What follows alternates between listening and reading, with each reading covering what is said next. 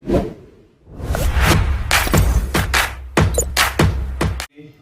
वालेकुम, क्या हाल चाल। उम्मीद करते हैं कि आप खैरियत से होंगे। हमारी दुआ है कि आप हमेशा खुश रहें, हंसते और मुस्कुराते रहें और इसी तरह हमें अपना प्यार दिखाते रहें। बिल्कुल जी, मेरा नाम मुअज़्ज़म अली, मैं हूं तारिक महमूद, मैं मोहम्मद यूसुफ। तो आज हम जिस वीडियो पर रिएक्ट करने जा रहे हैं, वीडियो का टाइटल है 5 reason Jinnah was the biggest hypocrite ever.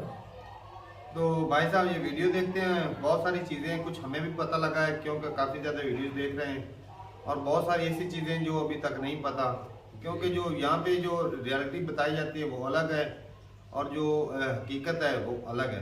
Video देखते हैं और अपना भी ऐड कर देंगे। कौन ऑन करते हैं जी? 1 2 3 वीडियो स्टार्ट। नमस्कार दोस्तों, जय मां भारती। दोस्तों आज के वीडियो में हम मोहम्मद अली जिन्ना का कैरेक्टर एनालिसिस करेंगे। हम ये जानने की कोशिश करेंगे कि क्या वाकई मोहम्मद अली जिन्ना इतना ग्रेट लीडर था, महान नेता था जितना कि उसे पाकिस्तान में बताया जाता है, या फिर कि वो एक झूठा, दोगला और पाखंडी किस्म का आदमी था। इस वीडियो में मैं आपको 5-6 कारण बताऊंगा जिनसे क्लियरली प्रूव हो जाएगा कि वो एक झूठा, दोगला और पाखंडी किस्म का आदमी था। He was nothing but a hypocrite and a backstabber. और ये जो कारण मैं आपको बताऊंगा दोस्तों, ये मेरी पर्सनल राय नहीं है, व्यक्तिगत राय नहीं है, ओपिनियन नहीं है। ये फैक्ट्स हैं जो मैंने इकट्ठे किए हैं 3 किताबों से, जिनमें से 2 किताबें खुद मोहम्मद अली जिन्ना के एक बहुत करीबी दोस्त और ऑफिशियल बायोग्राफर हेक्टर बोलिथो ने लिखी हैं, और एक किताब स्टीवन वॉलबर्ट ने लिखी है जिसका नाम है जिन्ना ऑफ पाकिस्तान। दोस्तों इससे पहले हम कारणों की तरफ जाएं, जल्दी से मोहम्मद अली जिन्ना की एक स्केची तौर पे बायोग्राफी देख लेते हैं। 1876 में कराची की वजीर मेंशन में मीठी भाई पूंजा और जिन्ना भाई पूंजा के यहाँ एक लड़के का जन्म होता है जिसको नाम दिया जाता है मोहम्मद अली। दोस्तों मोहम्मद अली मुसलमान नाम नहीं है। मोहम्मद अली बन गया जब जिन्ना के पिताजी ने इस्लाम में कन्वर्जन कर लिया था बाद में चल के। इसका मतलब यह है कि जिन्ना जो है वो फर्स्ट जनरेशन मुस्लिम थे। जन्म के 16 साल बाद 1892 में जिन्ना को लंदन भेज दिया जाता है उनके पिताजी के बिजनेस पार्टनर के पास इंटर्नशिप करने के लिए। जिन्ना का इंटर्नशिप में मन नहीं लगता और वो जाके लिंकन इन में लॉ की पढ़ाई का एडमिशन ले लेता है। जिन्ना ने बाद में अपने काफी बयानों और इंटरव्यू में कहा कि वो लिंकन इन में इसलिए गया था क्योंकि उसने वहां की एंट्रेंस पे देखा कि प्रॉफेट मोहम्मद का नाम लिखा हुआ था as one of the world's greatest law givers. जो बात झूठ है, लिंकन इन की एंट्रेंस पे ऐसा कुछ नहीं लिखा हुआ और ये बात खुद एक्टर बोलितो ने कंफर्म की। इसी टाइम के दौरान जब जिन्ना लिंकन इन में लॉ की पढ़ाई कर रहा था, उसको ब्रिटिश कल्चर से बहुत ज्यादा प्यार हो गया और ब्रिटिश लिबरलिज्म की तरफ भी वो काफी आकर्षित हो गया। इसी दौरान उसने स्टेज पर एक्टिंग में, थिएटर में एक्टिंग की भी कोशिश की, लेकिन वहां पे नाकाम रहा। 1896-97 में लॉ की पढ़ाई खत्म करने के बाद वो बॉम्बे आ गया और वहां पे उसने अपनी प्रैक्टिस शुरू कर दी। 1900 में उसको बॉम्बे का मजिस्ट्रेट भी बनाया गया, लेकिन 6 महीने के बाद उसने नौकरी ये कहते हुए छोड़ दी कि 50 रुपए महीने की तनख्वाह बहुत कम है, इतनी तनख्वाह वो रोज कमाना चाहता है। 1904 में बॉम्बे में कांग्रेस की एनुअल मीटिंग के दौरान उसने कांग्रेस ज्वाइन कर ली और 1913 में मुस्लिम लीग। दोस्तों अब आते हैं उन कारणों की तरफ जिनसे सिद्ध होता है कि जिन्ना एक पाखंडी किस्म का आदमी था। इनमें सबसे पहला कारण है कि जिन्ना खुद एक प्रैक्टिसिंग मुस्लिम नहीं था और उसने अपने आप को मुसलमानों का लीडर बनाया, अपने आप को एक सच्चे मुसलमान के तौर पे पेश किया। दोस्तों जिन्ना सुअर का मांस खाता था जो कि इस्लाम के खिलाफ है। हेक्टर बोलिथो के अनुसार जिन्ना का फेवरेट फूड था हैमबर्गर, जिसमें कि सुअर का मांस होता है। जिन्ना शराब भी पीता था, ये बात कोई ढकी छुपी नहीं है, और शराब पीना भी इस्लाम के खिलाफ है। जिन्ना ने एक नॉन मुस्लिम पारसी लड़की से शादी करी, वो भी इस्लाम के खिलाफ है और वो उसको इस्लाम की टीचिंग्स देने में भी नाकाम रहा। जिन्ना 5 वक्त तो छोड़ो, 1 वक्त की नमाज भी नहीं पढ़ता था। ये बात खुद हेक्टर बोलिथो ने कही है, और जो उसने नमाज पढ़नी शुरू की वो पाकिस्तान बनने के बाद की बात है। जिन्ना ने अपनी जिंदगी में एक बार भी हज नहीं किया, जबकि वो हज करने में पूरी तरह सक्षम था। अगर ऐसा है कि कोई आदमी हज करने में सक्षम है और अपनी जिंदगी में हज नहीं करता, ये बात इस्लाम के खिलाफ बताई गई है। दोस्तों ये जो चीजें मैंने आपको बताई, इनसे साफ सिद्ध होता है कि जिन्ना एक प्रैक्टिसिंग मुस्लिम नहीं था, फिर भी उसने अपने आप को एक सच्चे मुसलमान नेता के तौर पे पेश किया, एक कट्टरवादी मुसलमान नेता के तौर पे पेश किया। बाद में चल के वो शेरवानी पहनने लगा और पूरे मुसलमानों की वेशभूषा में आ गया। दोस्तों स्टीवन वॉलबर्ट ने अपनी किताब जिन्ना ऑफ पाकिस्तान में ये बातें क्लियरली लिखी हैं कि जिन्ना सुअर का मांस खाता था, शराब पीता था, नमाज नहीं पढ़ता था, लेकिन इन चीजों को दबाने के लिए ये बातें किताब में से हटा दी जाएं, इसके लिए स्टीवन वॉलबर्ट के ऊपर काफी दबाव डाला गया था जियाउल हक द्वारा। जियाउल हक और पाकिस्तान आर्मी ने स्टीवन वॉलबर्ट को पैसों की पेशकश की थी और यह भी कहा था कि अगर ये बातें वो किताब से निकाल दें तो उनकी किताबें पाकिस्तान की हर यूनिवर्सिटी में मैंडेटरी कर दी जाएंगी ग्रेजुएट स्टूडेंट्स के लिए। लेकिन स्टीवन वॉलबर्ट इस बात पर राजी नहीं हुए, सेंसरशिप के लिए राजी नहीं हुए। इस किताब को छपने के बाद जियाउल हक के लोगों ने जिन्ना की बेटी जो लंदन में रह रही थी, डीना वाडिया, उनको भी अप्रोच किया और उसके ऊपर भी दबाव डाला कि वो एक सार्वजनिक बयान दे और इन बातों को डिनाई करे। जब दीना वाडिया ने कहा कि ये बातें सच हैं और उनको डिनाई नहीं करेंगी, तो उनको भी धमकियां दी गई थी जान से मारने की, उनके और उनके परिवार को जान से मारने की धमकियां दी गई थी। दोस्तों, अगर स्टीवन वोलबर्ट की बात ना भी करें, अगर हम बात करें फातिमा जिन्ना, जो कि मोहम्मद अली जिन्ना की बहनी नहीं उसकी हमसाया भी बोली जाती हैं, उन्होंने भी जिन्ना की मौत के बाद एक किताब लिखी थी माई ब्रदर, जो पाकिस्तान में बैन हो गई। उस किताब में भी इन बातों की पुष्टि की गई थी कि जिन्ना नॉन प्रैक्टिसिंग मुस्लिम था, वो शराब पीता था, सुअर का मांस खाता था, नमाज भी नहीं पढ़ता था और उसने जिंदगी में एक बार भी हज नहीं किया। दोस्तों, दूसरा रीजन जिससे जिन्ना का पाखंड क्लियरली उजागर होता है, उसकी हिपोक्रेसी क्लियरली उजागर होती है, वो है कि जिन्ना ने खुद एक पारसी लड़की से शादी की, लेकिन जब जिन्ना की बेटी ने ऐसा करना चाहा तो उसने अपनी बेटी से सारे रिश्ते तोड़ दिए। दोस्तों, ये बात किसी से ढकी छुपी नहीं है कि जिन्ना ने एक नॉन मुस्लिम लड़की से शादी की जिसका नाम था रतन बाई। रतन बाई एक पारसी लड़की थी और बॉम्बे की बहुत ही इन्फ्लुएंशियल पारसी फैमिली को बिलोंग करती थी। बॉम्बे की पूरी मुस्लिम कम्युनिटी, इन्फ्लुएंशियल मुस्लिम लोग जो थे, जो जिन्ना के दोस्त थे, वो इस शादी के सख्त खिलाफ थे और वो चाहते थे कि जिन्ना मुस्लिम लड़की से ही शादी करें। लेकिन जिन्ना ने सबका विरोध करते हुए रतन बाई से शादी की। लेकिन आगे चल के जब जिन्ना की खुद की बेटी डीना जिन्ना ने एक नॉन मुस्लिम लड़के से, जो पारसी था, नवील वादिया, उससे शादी करनी चाहिए, तो जिन्ना ने अपने सारे रिश्ते डीना से तोड़ दिए। आगे चल के दीना बताती हैं कि उनके रिश्ते कभी जिन्ना से नॉर्मल नहीं हुए, लेकिन बातचीत खतों के जरिए चालू हुई जब जिन्ना लगभग अपने डेथ बेड पे थे, मौत के करीब थे।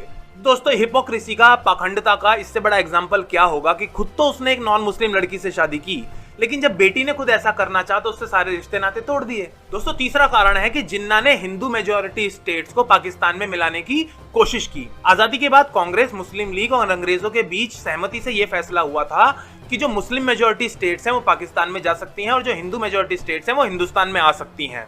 लेकिन इसके लिए भी जो उन प्रिंसली स्टेट्स के राजा थे, रूलर्स थे, उनको इंस्ट्रूमेंट ऑफ एक्सेशन साइन करना था। जिन्ना इस समझौते पे हस्ताक्षर करने के बाद मुकर गया और उसने कांग्रेस की पीठ में छुरा भोंकने की पूरी कोशिश की।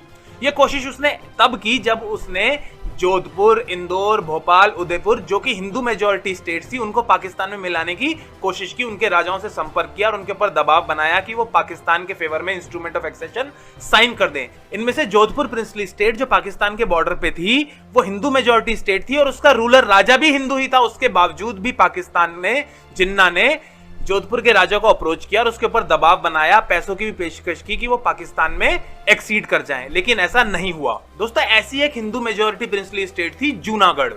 जूनागढ़ एक हिंदू मेजॉरिटी स्टेट थी, लेकिन जो इसका राजा था, रूलर था, वो एक मुसलमान था। हिंदू मेजॉरिटी स्टेट होने के बावजूद भी जिन्ना ने जूनागढ़ के राजा को कन्विंस कर लिया कि वो पाकिस्तान में एक्सीड कर जाएं और सितंबर 1947 में जूनागढ़ के रूलर के दीवान शाहनवाज भुट्टो ने पर्सनली जिन्ना को पाकिस्तान में जाके इंस्ट्रूमेंट ऑफ एक्सेशन डिलीवर किया था। लेकिन यहाँ पे एक प्रॉब्लम आ गई। प्रॉब्लम ये थी कि जूनागढ़ के अंडर दो और स्टेट्स आती थी जिनका नाम था मंगरोल और बाबरियावाड़।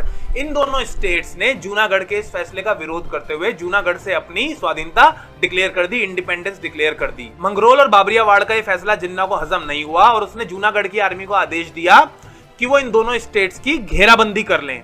जब इन दोनों स्टेट्स की जूनागढ़ की आर्मी ने घेराबंदी कर ली, तब इंडियन आर्मी को एक्शन लेना पड़ा और उन्होंने जूनागढ़ के ऊपर हमला बोल के इस घेराबंदी को हटाया। यही वो टाइम था जब जूनागढ़ का राजा अपनी सारी रानियों को छोड़ के पाकिस्तान नंगे पैर भाग गया और उसका दीवान शाहनवाज भुट्टो भी पाकिस्तान भाग गया और जिन्ना की शरण में जाके बैठ गया। ये वही शाहनवाज भुट्टो है दोस्तों, जिसका खानदान आगे चल के पाकिस्तान में इन्फ्लुएंशियल भुट्टो खानदान बना। दोस्तों, ये जो जिन्ना की हरकतें थी कि वो समझौता करने के बाद उनसे मुकर जाता था, इन्हीं हरकतों की वजह से कई हिस्टोरियंस ने जिन्ना को एक हिपोक्रेट बताया है। उनका यह कहना है कि जिन्ना का मकसद सिर्फ इंडिया को परेशान करना था, क्योंकि अगर ऐसा नहीं होता तो वो हिंदू मेजॉरिटी स्टेट्स को पाकिस्तान में मिलाने की कोशिश कभी भी नहीं करता। दोस्तों, चौथा कारण है कि जिन्ना ने बंगालियों की पीठ में छुरा भोंका, उनको बैक स्टैब किया। दोस्तों, पाकिस्तान बनने का बहुत बड़ा कारण था कि जिन्ना को बंगाली मुसलमानों की भी सपोर्ट मिली। दोस्तों, आज का बांग्लादेश, जिसको आजादी से पहले ईस्ट बंगाल बोला जाता था, वहां के मुसलमानों ने जिन्ना का समर्थन किया और यही कारण था कि अंग्रेज भी इस बात पे राजी हो गए कि पाकिस्तान बने, इंडिया का पार्टीशन हो। अगर ये बंगाली मुसलमान जिन्ना को सपोर्ट नहीं करते तो पाकिस्तान बनना नामुमकिन था। लेकिन पार्टीशन के बाद पाकिस्तान बनते ही जिन्ना ने 180 डिग्री का टर्न मार लिया और बंगालियों की पीठ में छुरा भोंक दिया। पाकिस्तान बनने के बाद अपनी बची कुछ जिंदगी में जिन्ना सिर्फ एक बार ही ईस्ट पाकिस्तान गया था, मार्च 1948 में, और वहां पे उसने 3 लाख लोगों के सामने भाषण देते हुए कहा कि ईस्ट पाकिस्तान और वेस्ट पाकिस्तान दोनों की नेशनल लैंग्वेज उर्दू होगी, एक ही नेशनल लैंग्वेज होगी। इस नेशनल लैंग्वेज की वजह से देश यूनाइटेड रहेगा, दोनों जो हिस्से हैं पाकिस्तान के वो यूनाइटेड रहेंगे। ये भाषण और पॉलिसी जिन्ना की बंगाली लोगों को पसंद नहीं आई और वहां पे इसका काफी कड़ा विरोध हुआ और जिन्ना की यही बात, यही भाषण आगे चल के 1971 में पाकिस्तान के 2 टुकड़े होने का कारण भी बना। दोस्तों आखिरी कारण है कि जिन्ना ने इंडिया के पैसे से ही इंडिया के ऊपर हमला किया। तो पार्टीशन के टाइम पे जब सारी चीजें हिंदुस्तान और पाकिस्तान के बीच में प्रोपोर्शनली डिवाइड हो रही थी, तब ये डिसाइड हुआ कि पाकिस्तान को 75 करोड़ रुपए दिए जाएंगे। इसकी पहली किस्त जो दी जानी थी वो थी 20 करोड़ रुपए। ज्यादातर कांग्रेस के नेता इसके पक्ष में थे, लेकिन कुछ नेता इसके विपक्ष में थे, जैसे कि सरदार वल्लभ भाई पटेल।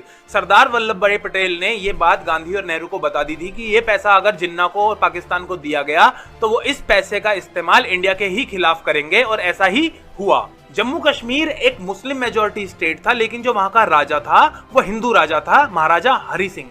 महाराजा हरि सिंह हिंदुस्तान या पाकिस्तान किसी में भी नहीं जाना चाह रहा था, वो अपना मन नहीं बना पा रहा था, वो एक इंडिपेंडेंस स्टेट के तौर पे, इंडिपेंडेंस देश के तौर पे रहना चाहता था।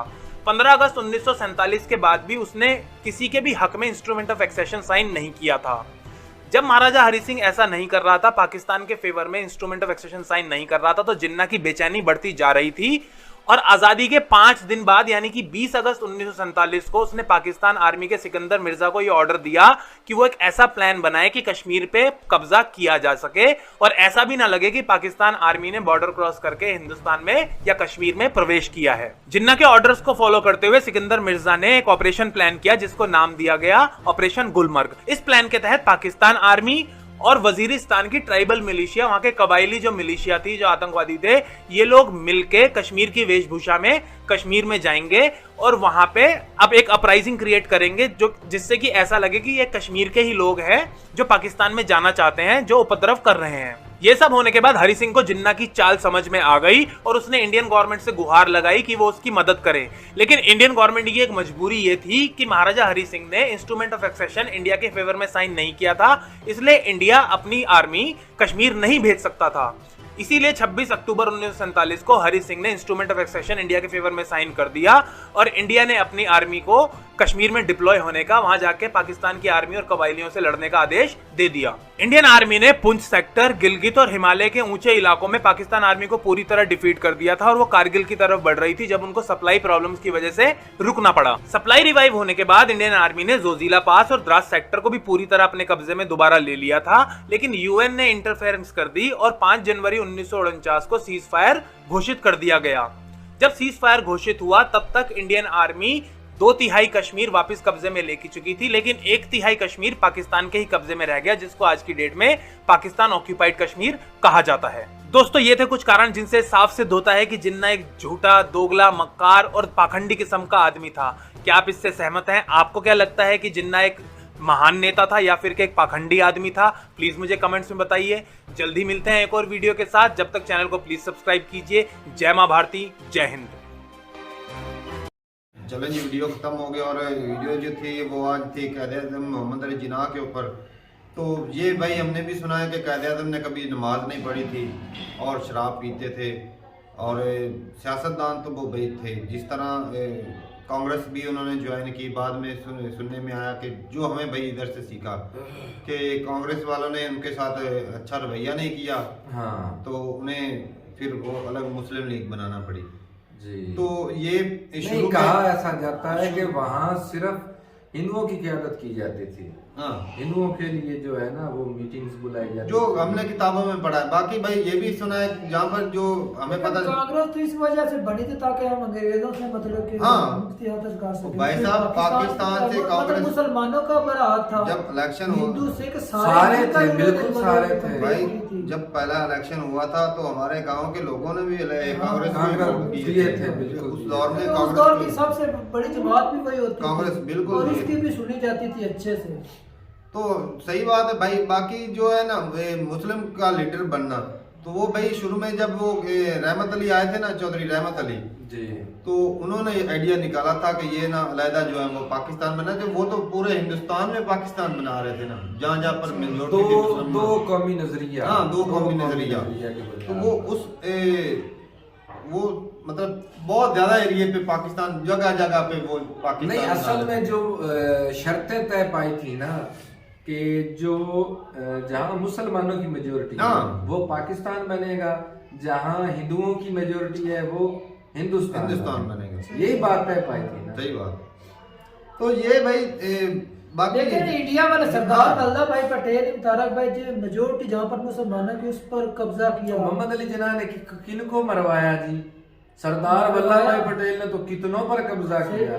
कुछ पर वोटिंग के जरिए मतलब कि कब्जा कर लिया। अब वहाँ जूनागढ़ का किसको वोट देंगे? कुछ पर जबरदस्ती वो आर्टिकल जिस तरह मतलब कश्मीर का चर्चा करते हैं कि राजा हरि सिंह जो थे हाँ, वो हिंदू राजा थे, हाँ।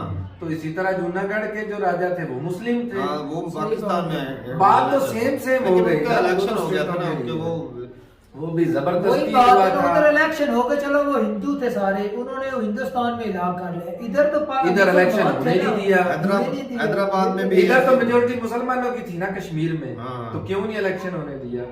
इधर वो जब इलेक्शन इसलिए नहीं हुआ क्योंकि जो यूएन में गए थे तो उन्होंने बोला कि भाई पहले पाकिस्तान की आर्मी हटेगी, फिर इंडिया की हटेगी, फिर इलेक्शन होगा। भाई साहब वो पुल ना टूटती तो कश्मीर आज सारा पाकिस्तान का होता। तो वो उन्होंने तोड़ा, इसलिए तोड़ा था। लेकिन उसमें एक वजह ये भी आई थी, लेकिन वो बोलता था मैंने खुद की जो ना अपनी पावर रखनी है, बाउंड्री जो है ना वो मतलब किसी की हिफाजत में दे देते हैं। वो तो बाद में उसने लिख के दिया था ना। लेकिन ये भाई साहब जो ये बात ना भाई सही है कि जो रहमत अली ने पहले बोला था कैद आजम को कि अलहदा पाकिस्तान में, उस वक्त ये कांग्रेस में थे, तो उस वक्त जो है कैद आजम ने साफ इनकार कर दिया था कि भाई किस बात पे यार, वो एक ना कहते हैं सेकुलर इंसान थे, कैद आजम सेकुलर थे। तो जिस तरह उन्होंने नॉन मुस्लिम से शादी भी की, वो शराब भी पीते थे, सारा कुछ करते थे, वेस्टर्न कंट्री में पढ़कर आए थे। तो ये भाई के उनका एक दिमाग था एक सेकुलर, क्योंकि सारी जिंदगी बाहर रहे ऐसे इलाके में रहे उन लोगों के साथ थे। मतलब कि हिंदुस्तान को मतलब कि उन गोरों से ना छुटकारा हासिल दिलवाना था मिलकर, ताकि यहाँ के लोगों की जो है ना खुशहाली हो। बाद में तो भाई जब इनको सुनने में आया कि भाई इनको जब जलील किया गया कांग्रेस में, तो फिर इन्होंने भाई ईगो में आके ना वो मुस्लिम लीग ज्वाइन की और पावर वो मतलब हिंदुस्तान का नुकसान पहुंचाने के लिए। सही बात है, जब कांग्रेस के खिलाफ हो गए उधर तो उसकी पावर नहीं थी ना, इधर अलहदा पार्टी बनाने से पावर में आ गए, पावर में आ और गए। मुसलमानों से फायदा उठा लिया। अगर मुस्लिम इस तरह मुस्लिम ना मतलब करते तो उनको अलहदा छुड़वाया ना हो पाते। फिर तो अगर सेकुलर की बात करते, इतना वो दंगे भड़क गए फिर इंडिया में, तो फिर जो गांधी नहीं मान रहे थे। और जिस तरह भाई बोल रहे थे भी जिनाद का मिशन था भी हिंदुस्तान जो है हिंदू लोग उसको भी पाकिस्तान के अंदर मिला लिया जाए, तो इस तरह तो शरारतें दोनों तरफ से शुरू हो गई। तो उधर भी है आज भी, हमसे ज्यादा याद है क्यों हुए 20-25 उनका करोड़ हमसे भी ज्यादा है। दरअसल उस वक्त टाइम ही ऐसा था, हर कंट्री बोलता था हमारे इससे और जितना ज्यादा ज्यादा बढ़ जाए उतना ज्यादा फायदा हो। ज्यादा से ज्यादा लेकिन जमीन दोनों ने कब्जा पहले है। कोशिश की, इंडिया वालों की ज्यादा मतलब कोशिश होगी, उसको ज्यादा देख लो, इंडिया का ये रकबा देखो और पाकिस्तान का रकबा देख लो, सही 1/4 भी नहीं है पाकिस्तान के पास। ऐसा ही है। और उस वक्त भी आज भी तो देख लें इंडिया में जो है वो 20 से ऊपर करोड़ के हैं मुसलमान, तो मेजोरिटी तो वहां पर भी थी। वो पाकिस्तान के साथ मिलनी चाहिए थी इस तरह देखा जाए तो बाकी ये है कि वो राजा ने जो अंग्रेजों ने रूल निकाला था कि अपनी मर्जी से राजा जिस तरफ उलट जाए, वो ये जो स्टेटें थी आजाद स्टेटें थी उनको बोला गया था कि वो अपनी मर्जी से राजा जो है जिस तरफ चले जाएं, चाहे पाकिस्तान में चाहे इंडिया में जाए। तो कुछ लोगों ने पाकिस्तान चूज किया, कुछ ने इंडिया कर लिया। बाकी ये भाई साहब के जिस तरह आज ही एक भाई ने ना कमेंट किया, मुझे ना इंस्टाग्राम पे मैसेज किया, चैलेंज कर रहे थे, कह रहे थे कि भाई साहब एक ना भाई साहब ये वर्ड यूज किए बगैर एक वीडियो बना के दिखा दो। तो ये बार बार मेरे मुंह से ना भाई साहब निकल जाता है। तो जो हमें भाई सही बात है कि एक जिसको एक बड़ी रिस्पेक्ट दी जाती है, बहुत बड़ा लीडर माना जाता है। अगर कैद आजम ने जो भी किया, हाँ उनकी पर्सनल जिंदगी थी, उन्होंने मुसलमानों के लिए जो अच्छा सोचा, भाई हमारे लिए रिस्पेक्टेड है, वो जैसे भी थे रिस्पेक्टेड। हाँ सही बात है, क्योंकि उनकी अब देखा जाए तो कल को अगर जिस तरह आज मोदी जी हैं, हाँ ऐसी बातें कर रहे हैं ना भाई, बड़ी दूर चली जाते हैं। हमारा हक नहीं बनता, उनकी पर्सनल लाइफ है कि मोदी जी ने तो अपनी बीवी को ना तलाक दी है, छोड़ दिया ना। कल को अगर बंदा को बोले कि वो एक हिंदू क्या इसी तरह अगर हिंदू धर्म में छोड़ देते अपनी पत्नियों को, चलो जी मैं दुनियादारी का रास्ता भूल गया हूँ, मैं अभी और काम करूंगा, तो ये भी बात अगर देखी जाए तो भाई धर्म के लिहाज से मैं कहूंगा कि ये भी गलत करंट है इतने जदीद दौर में, आज के दौर में। हाँ बंदे कितने सियासतदान हैं, उनकी वाइफ भी होती है, बीवी बच्चे भी होते हैं, वो कंट्री चला नहीं होती। मुअज्जम बात करता है ना पावर के नशे की, तो कायदे आजम का खानदान आज मुरब्बों का मालिक नहीं है, आम लोगों की तरह गरीब लोग हैं भाई, गुर्बत में जिंदगी गुजार रहे हैं। अगर पावर का नशा होता तो एक सूबा जिस तरह जरदारी खानदान भुट्टो खानदान के पास है, उनके पास भी पाकिस्तान का एक सूबा होता। बिल्कुल पावर का नशा भाई पावर उस हद तक नजर नहीं आता, उस हद तक अलग मिशन क्यों बनाया मतलब कि हिंदुस्तान और पाकिस्तान को कई एक ऐसी बातें हैं जो हम नहीं जानते, कई एक ऐसी बातें हैं जो हम नहीं जानते, जो छुप गई हैं। तो वो 75 साल कुछ ना कुछ तो जानना चाहिए ना। शराब पीते थे, सभी पीते हैं पाकिस्तान के अंदर। आज के दौर में हमारे गांव में भी कितने लोग पीते हैं, क्या हम उन्हें गैर मुस्लिम कहें?